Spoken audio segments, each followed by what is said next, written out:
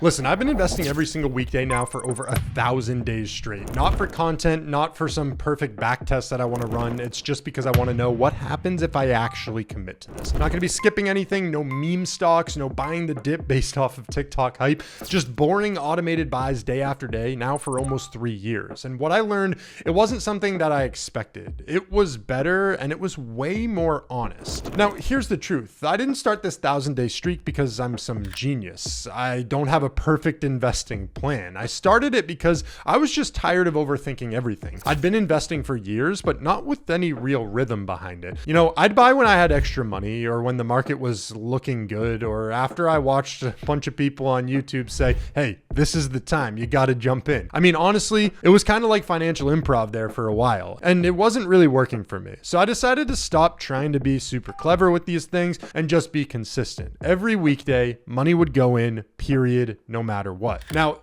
a lot of this hindered on me buying the rental property that I currently live in. Now, when I did that, I had far less time to go and do the research that I used to be putting into buying different stocks. And when I was putting that research in, I also was watching my portfolio like a hawk every day in there, swiping and refreshing and trying to see what was going on. When do I buy? When do I sell? And it gets really, really overwhelming. Now, with this strategy, it's just way more easier. So much better peace of mind. Now, I didn't build a perfect portfolio with this. I didn't even try to optimize every ratio. I just picked 2 ETFs that I actually understood. SCHD because I love cash flow and dividends, and VTI because I want to own the entire market. Then I automated small buys. I mean, usually it was just between $10 and $25 every single day. It's not huge lump sums, no waiting for the crash, just daily contributions, rain or shine. And most importantly, I actually stopped watching the investments that I was making. Like I said, I was in there swiping and refreshing and doing all these things before. All of that was out the door. Now, the whole point was to completely remove me from the process because I realized I was going to be the variable that was going to screw this whole thing up. Now, mainly because I remember after about a year of not checking my portfolio, I went back in and it was pretty chaotic and I had just been removed. I should have switched around my portfolio to better suit the time off I was going to take. And I got to say, I learned a lot from that situation. Now, somewhere around day 260 of this 1,000-day streak that I've got going, the market absolutely tanked. I mean, SCHD was down bad. VTI, it felt like it was never going to recover. And everyone on YouTube was screaming about recessions at the time and pulling out of the market. I mean, hell, I even had friends that were texting me like, dude, are you still buying? And yeah, because I had already made up my mind. My emotions, they don't get a vote anymore. So I wasn't trying to win. I was trying to build. And that's the thing that no one really talks about. Daily investing isn't about being right. It's about not having to be right, which is super cool. Now, the first time that any of this really started to feel real for me was when my portfolio, it actually didn't hit a big number.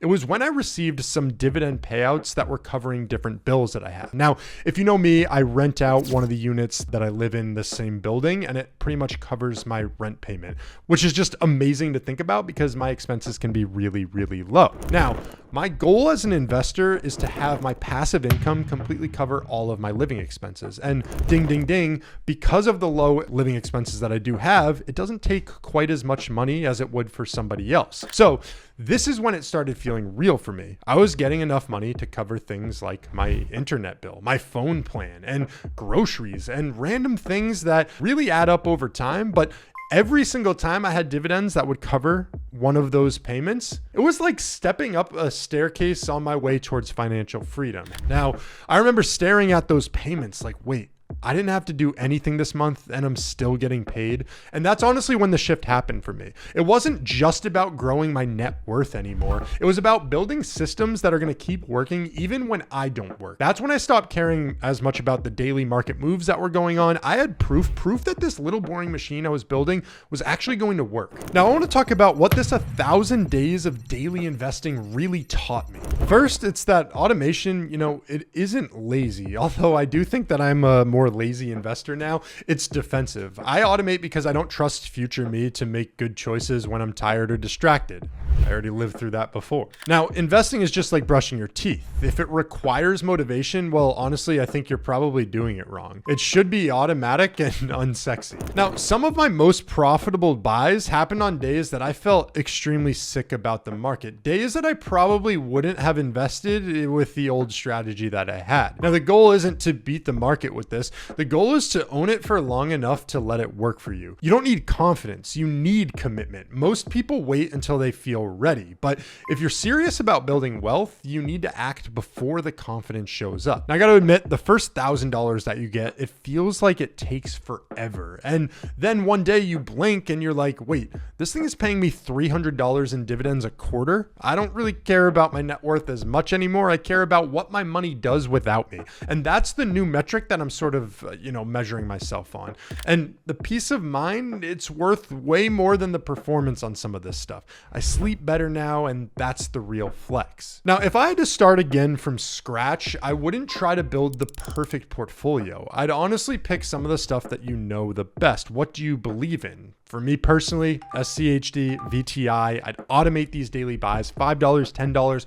whatever I could afford, and I'd just stop watching the market. Not because I don't care, but it's because I do care. And I know the best thing that I can do is just get out of the way and let things happen. Now, there's this big debate between dividend investing and growth investing and when you should do either one. Now, generally speaking, a lot of people end up targeting growth investing until they're older and they want to transition into dividend investing for the passive income.